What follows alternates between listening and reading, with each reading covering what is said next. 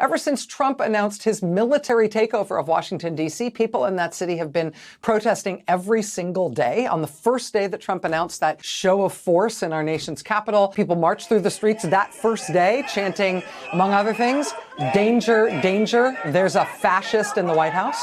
They carried signs and a giant banner that said, "Trump must go now." Local D.C. residents also turned out on behalf of a grassroots group called Free D.C. Quote, "D.C. is our home. Trump can't have it." That particular rally ended with people chanting, "I believe that we will win! I believe that we will win! I believe that." The very next day, protesters unfurled a giant banner along an overpass above 16th Street, which is a central thoroughfare to the White House. It said, "Be brave, demand democracy." On the other lane there, it says, "Resist tyranny." By the middle of last week, bystanders were turning out at all these militarized checkpoints that Trump has set up around the city. Crowds chanting, "Get off our streets" and "Take off your mask."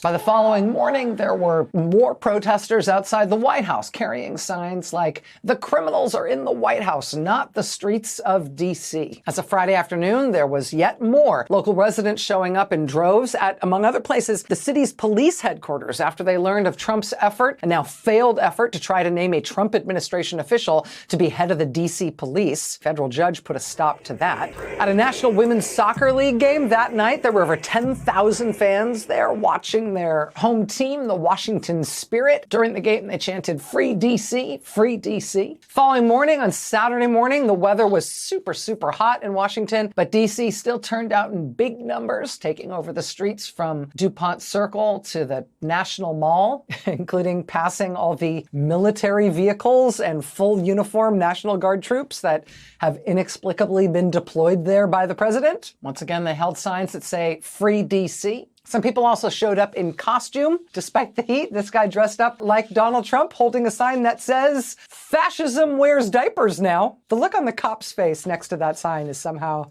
a perfect set of bookends there. Day after day after day after day, the president's military takeover of D.C. has been met with direct action in these really big protests like the one we saw on Saturday, also in smaller ones as well.